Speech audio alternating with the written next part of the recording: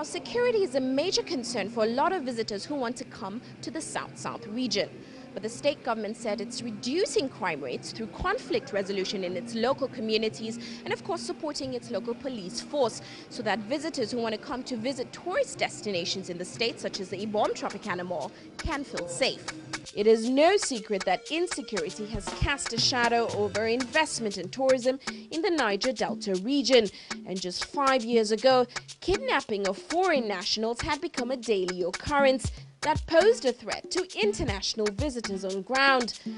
The state government says it has put in place measures to mitigate the security challenges in the state, a critical part which is ensuring conflict resolution and that local communities are getting educated and participating in development programs, a strategy which it says is paying off. This is according to the Commissioner of State Police, who adds that the evidence is the sharp decline in crime rates. From 2011 to date, we have significant reduction in crime rate.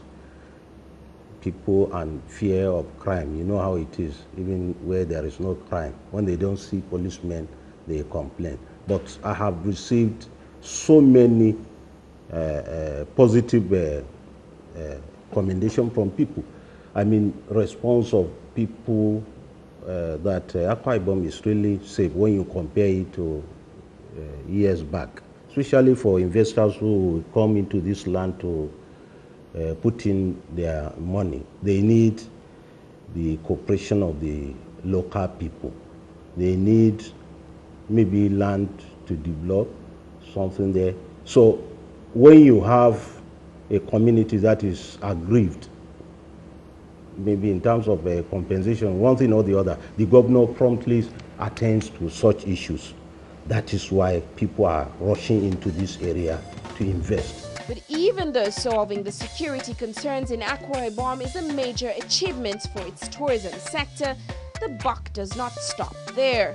A reality is the state has to deal with the fact that several of its natural tourist attractions are underdeveloped and still need to be upgraded to international standards. An example is Akwa Ibom's Ibeno Beach, which is a sight to behold both positively and negatively. One of the longest beaches in the regions, it stretches almost 2 kilometers with white sand dunes that have remained unaffected over the years by changes in tide from the Atlantic Ocean. Locals say that the beach is a hotspot for weekend thrill seekers and vacationers during the holiday season. Ibeno Beach is known for Christmas festival. The day is fixed for 26th of December every year. During the festival, normally we have a live bandstand. At times, a musician, they recognize musicians within the country. One or two will be here to perform live.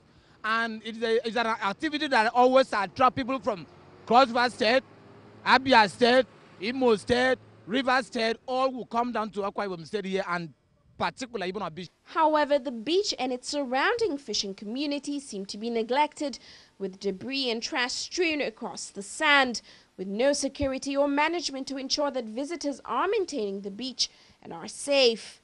The local community says that tourism can become a major part of their livelihoods if the state can support the development of this natural resource. If you look at the state of infrastructure here, it doesn't meet the state of what it should be. So at this point, we are calling on Akwa Ibom State government, private organizations, to come in and develop this place for purpose of tourism. Akwa Ibom state government did get it right when it partnered with one of the world's top hotel brands, Starwood Resorts, to establish Le Meridian Hotel and Golf Resorts. For the luxury-seeking tourists, this 5-star hotel, situated at the top of a rich palm forest vegetation, offers all the perks and pomp of any 5-star hotel in the world and a quiet getaway from all the hassles of the city. When you arrive on this lane with 184 palm trees, you say, ah, wow. Your curiosity is challenged and you say, ah, we are arriving in a different world. And in fact, that's a fantastic part of this property. Every single visitor here, the first reaction is, wow, am I still in Nigeria? It's like, and we feel like we are living on an island or something abroad of Nigeria, but the customers as well feel like that. We have excellent swimming pool, kids pool as well, nice pool area.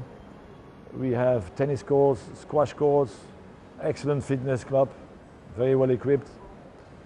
Then for more business-related people, we have a conference and banquet hall which can see the capacity of 500 to 600. We have about 10 breakout meeting rooms of various capacities. This all helps to make this hotel an ideal tool for your workshops, retreats, holidays, everything together. The resort is also home to the most sophisticated and largest golf resorts in sub-Saharan Africa, managed by the International Management Group. This lush green 18-hole golf course spans 6,361 meters, a feature that creates the right atmosphere for a challenging game. Pro golf player and manager of the golf course, Sam Logan, says besides some of the major tournaments that currently take place here, he plans to hold some international golf events soon. We were voted Golf Week's Resort of the Year in 2012, the first course in Africa to ever win that award. And that's a worldwide magazine for the golf industry. And so I think what makes it unique is it's the only true resort in all of Nigeria, and I believe all of West Africa, maybe sub-Sahara. So that's the first thing that makes it really unique. And we've been growing and growing and growing in tournaments and in the amount of play. I just returned from Lagos yesterday, and I signed the Oil Man's Tournament to come here in February, which involves every oil company business in all of Nigeria. So we're very, very pleased the way progress is going here. I'm looking at having an international tournament. I'm looking maybe next November, next December in the dry season. We need a year to promote such an event.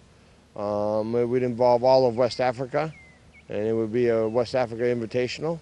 We might include all of Sub-Sahara as well, depending on how far we want to go.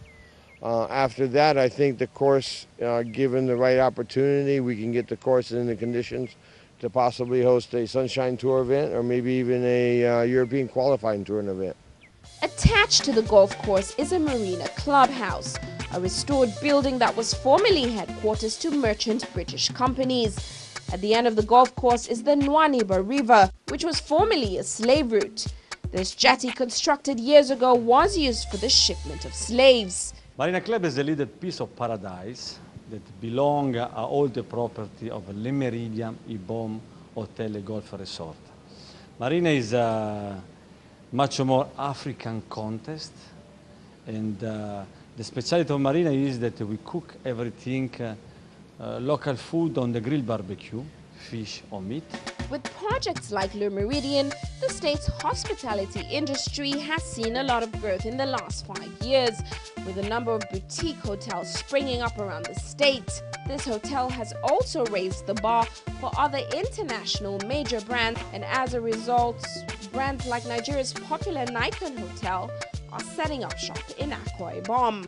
The infrastructures in the state have improved enormously. Yeah, we have seen flyovers like you have seen probably when you come here in Akwa Ibom state, you said, this is a clean state.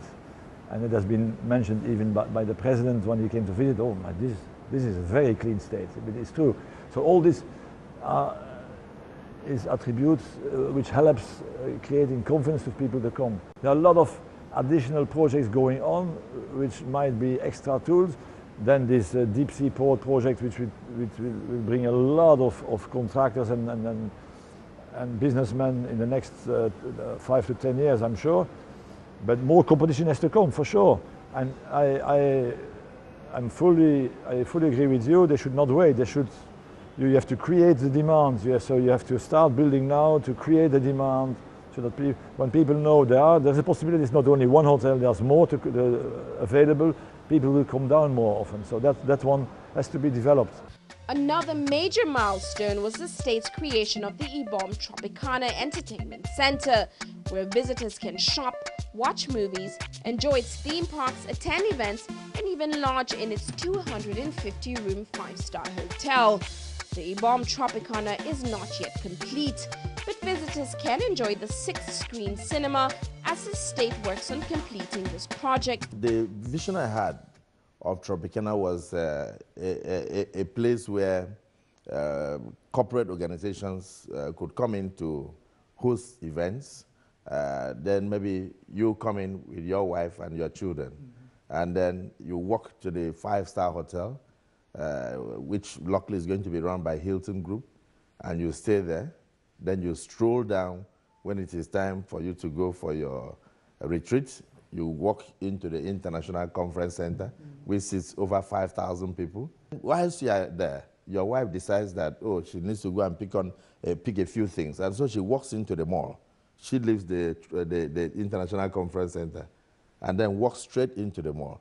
And while she's picking things in the mall to prepare small things for you, and then suddenly your kids say, oh, mommy, we would like to watch movies while we are waiting for that daddy to come out of the retreat. And so they walk to the cinemaplex to go and watch movies. Then the very tiny ones say, oh we prefer to go for rides. We would like to go to the wet and dry park. Today, Akwa Ibom hosts some of the biggest tourist events in the country. This Christmas, the state hosted one of the largest Christmas carol concerts in Africa, where almost 10,000 choirs came together to share in the Christmas spirit for the 4th year in a row. 4 years since Akwa Ibom people started gathering in this arena, every year to give glory to God. Each time we sit like this every evening, under these 9,999 choristers, with the governor making up the 10,000 choristers.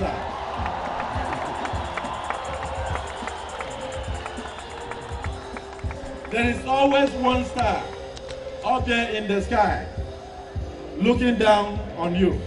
Events like this are now attracting international attention, with big names in gospel music like Alvin Slaughter and Donnie McClurkin coming to Akwa Ibom to perform.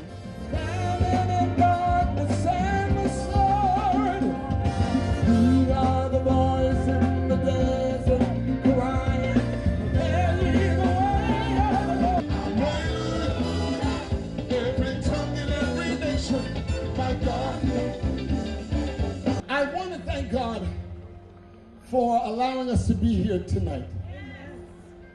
I am so blessed to be in Uyo.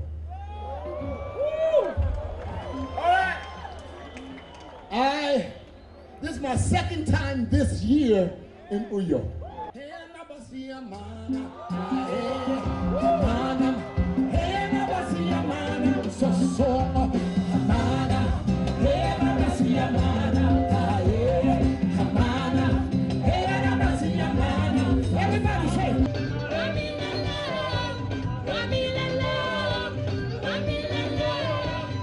The state government has also taken a step to light up the city, increasing its beauty and at the same time improving the safety of moving around during the night. With the aggressive lighting of the state, Akwa Ibom's nightlife has become vibrant and busy, with hundreds of locals coming out to enjoy some roasted fish and chicken and a couple of beers at the local bars. The state club owners say business is booming, and as a result they are able to upgrade their club facilities and spend more on security. Evidently, the state's efforts to boost its tourism sector have paid off. As you can see behind me, the lighting up of the state and of course improving the security in the state has done a lot to encourage a vibrant nightlife in this city.